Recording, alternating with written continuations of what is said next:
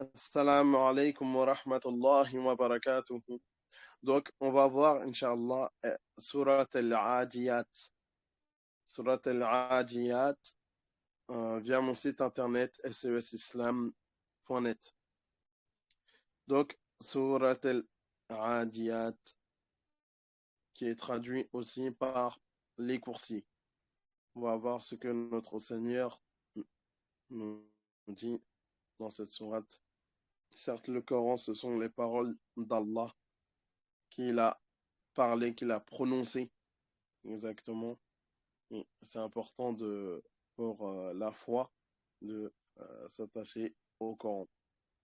Donc, surat al-Adiyat, Allah nous dit Wal-Adiyati dabha, par les coursiers qui allaitent.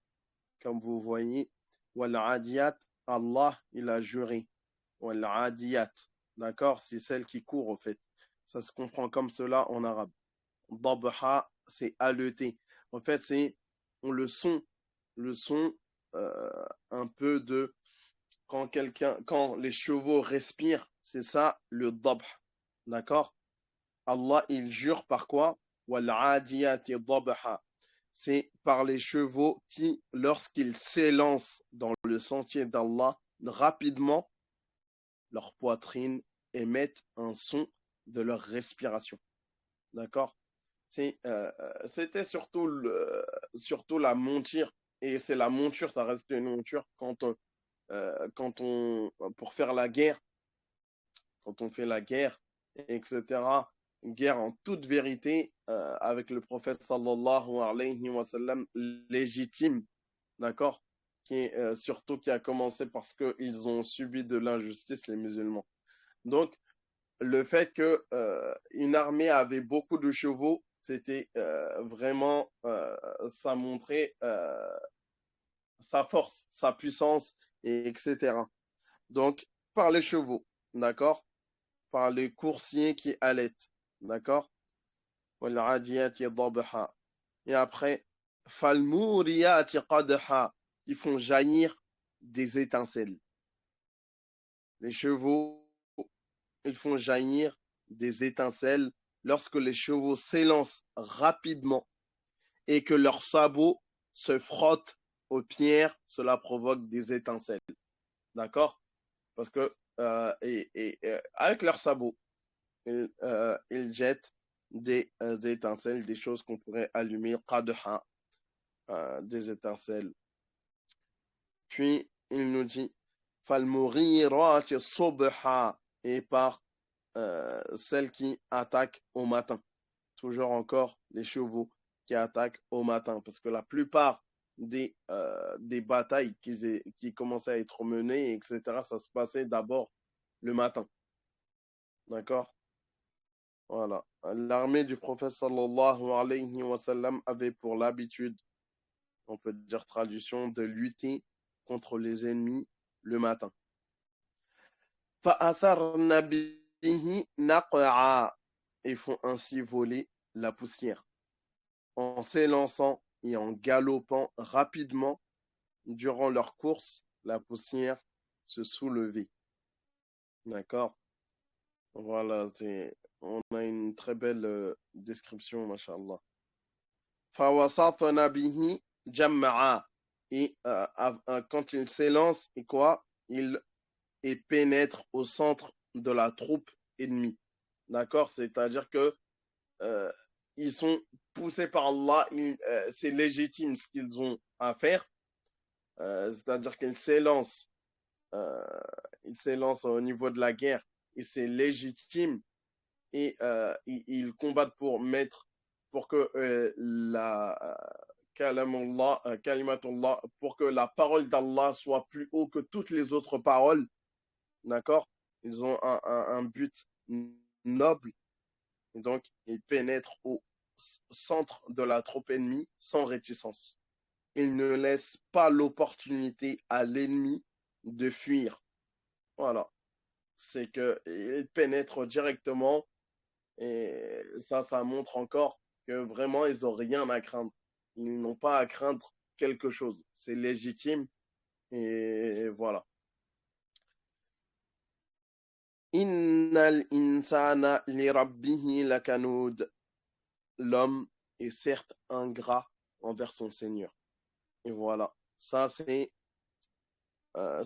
est la cause liée au serment qu'Allah fait dans les versets précédents.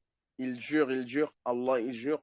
Et la cause là, directement, c'est surtout dans ce verset, dans l'homme est certes ingrat envers son Seigneur, qui lui a tout donné. Ceci est la cause liée au serment qu'Allah fait dans les versets précédents. Allah jure par des choses importantes afin d'attirer notre attention. Allah jure par ce qu'il veut, mais pour nous, il est interdit de jurer par autre qu'Allah. D'après Ibn Omar, radiyallahu anhu, le prophète sallallahu alayhi wa sallam a dit: celui qui jure par un autre qu'Allah a certes mécru ou associé. D'accord? Si tu n'as pas à jurer même par quelque chose que tu penses important, tu n'as pas à le faire. Disons, malheureusement, on a des personnes qui jurent par leurs parents, par la vie de leurs parents, etc. Ben, ça, c'est des choses répréhensibles, c'est des choses qu'il faut enlever dans le vocabulaire. C'est des mauvaises habitudes, même pour les paroles. Même si tu as une bonne intention, les paroles ne doivent pas, il ne doit pas y avoir d'association dans les paroles. D'accord?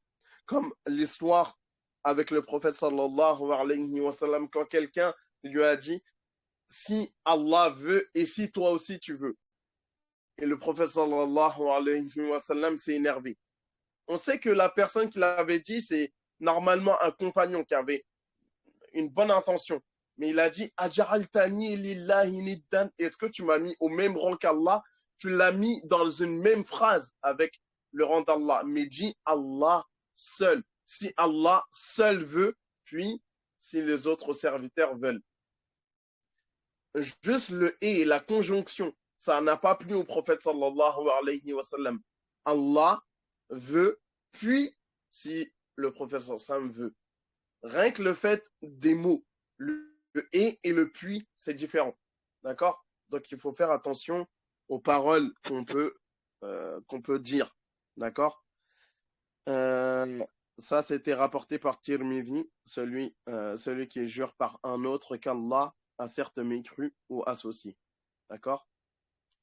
Et il a également été authentifié par Sheikh al-Albani dans sa correction de Sunan al-Tirmidhi.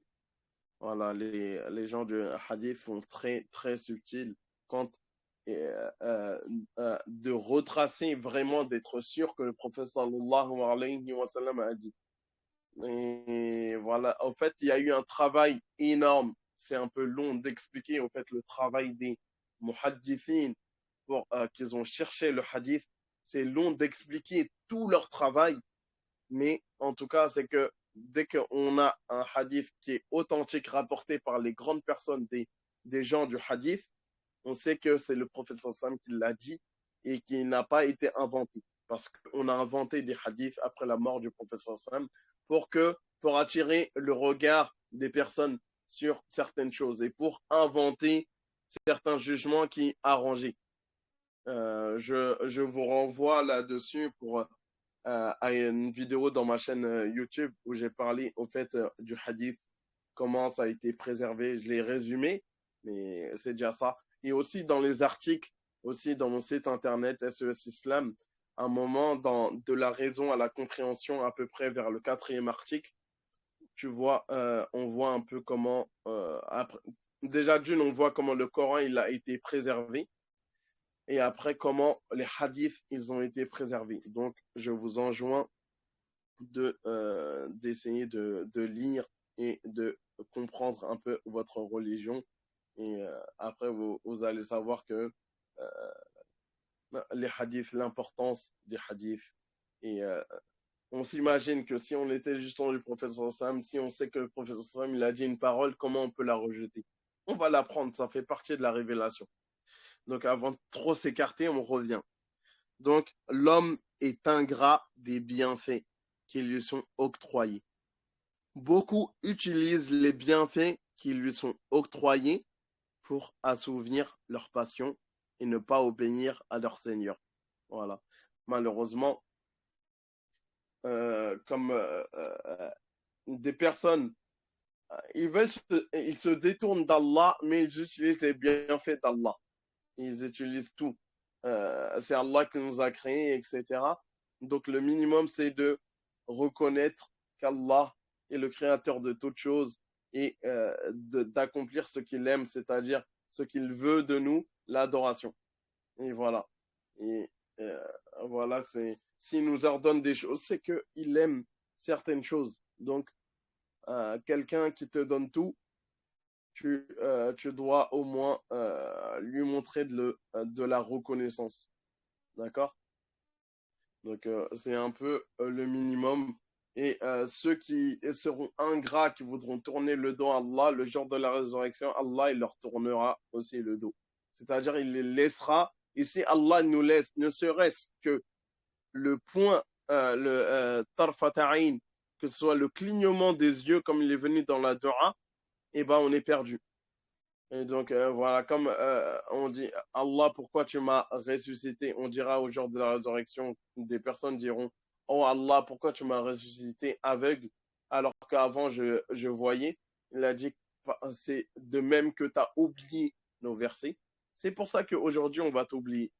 Voilà, on t'oublie. Au fait, Allah, dans ce qui te fait, la justice qu'il a, exactement, c'est exactement ce que la personne faisait. Allah te rend ton argent, te rend exactement ce que tu faisais. Tu voulais te passer de lui, passe-toi de lui au jour de la résurrection, dans l'au-delà, tu te passes aussi de ton Seigneur. D'accord?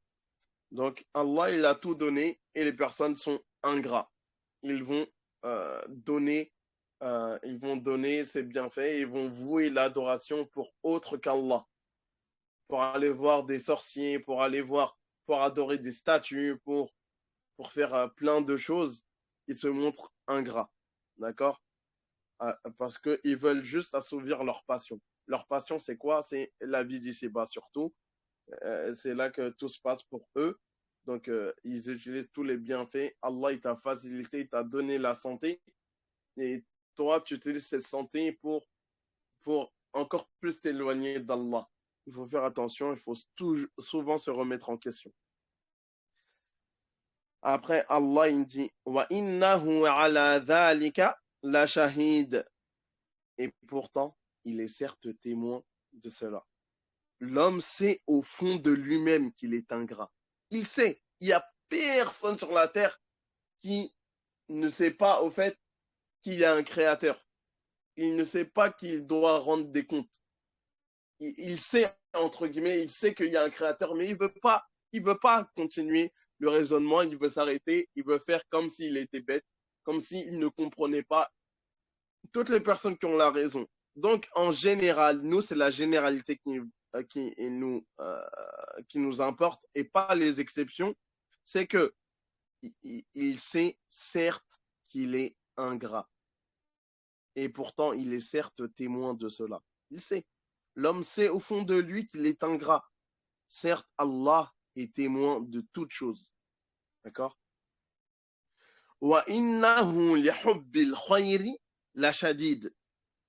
Et pour l'amour des richesses, il est certes ardent.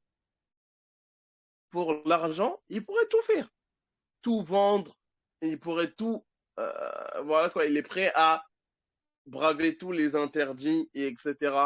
Il y en a beaucoup.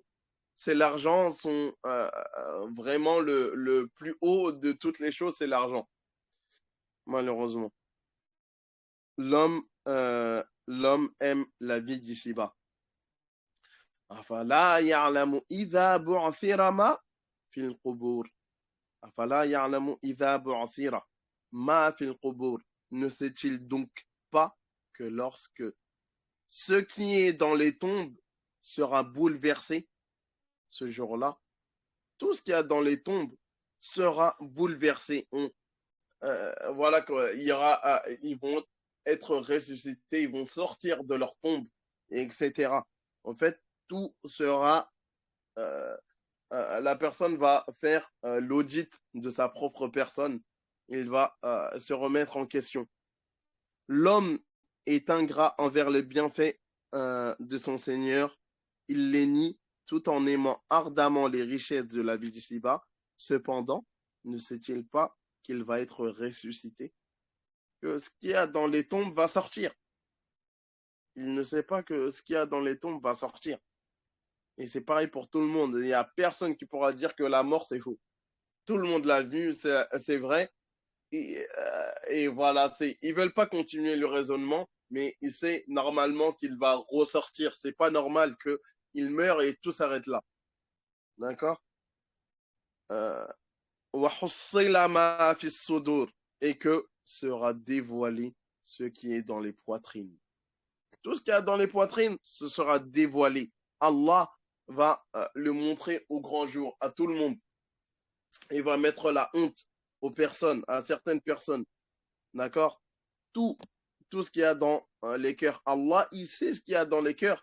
Mais ce jour-là, en fait, ce jour-là spécifiquement, en fait, c'est pour qu'on prenne vraiment l'attention que tout sera mis au devant.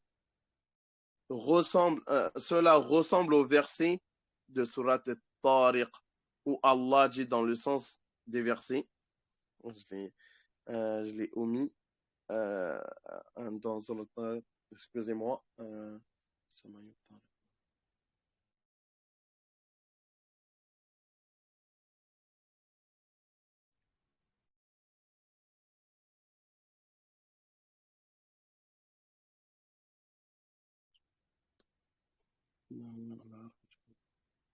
Yawma tubla sarair. Voilà, le verset c'est Yawma tubla sarair. Quand on va euh, euh, quand on va mettre au grand jour tout, toutes les choses qui sont cachées. Toutes les choses qui sont cachées seront mises au grand jour. Voilà. Alhamdulillah. Donc, après le dernier verset, Inna rabbahum bihim yawma idhin la khabir. Ce jour-là, certes, leur Seigneur sera parfaitement connaisseur d'eux. Bien sûr, Allah, dans le Coran, des fois, quand il nous dit par rapport à lui ce jour-là, au fait, c'est plutôt par rapport à nous. Ce jour-là, au fait, on aura la pleine information qu'Allah, il connaît tout. Là, ça va te donner, tu auras plus de certitude. Tu as la certitude, si tu es un musulman, qu'Allah, il connaît tout. Mais tu en auras encore plus, ce sera concret, ce sera directement, tu auras plus de certitude qu'Allah, il connaît tout. Allah connaît tout ce qui est apparent ou caché. Mais ce jour-là, en particulier, il apparaîtra aux êtres humains que rien ne peut échapper à Allah. Et ce jour-là, tout le monde sera rétribué de ses actions. Qu'Allah nous facilite. Barakallahu fikum. Hafizakum Allah. Assalamu alaikum wa rahmatullah.